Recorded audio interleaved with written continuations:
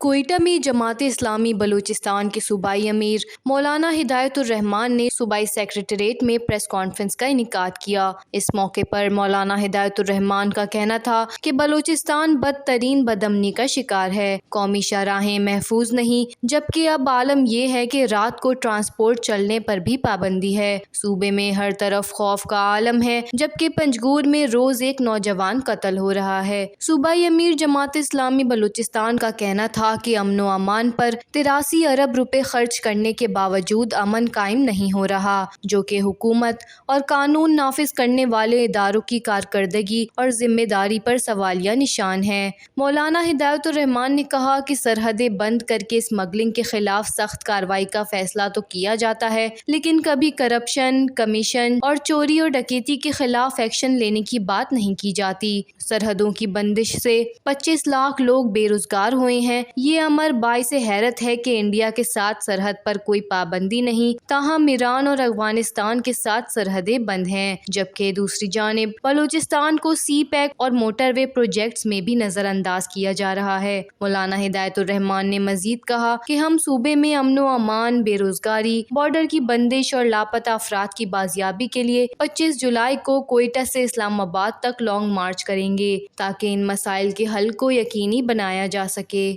وش news, Quetta, Balochistan.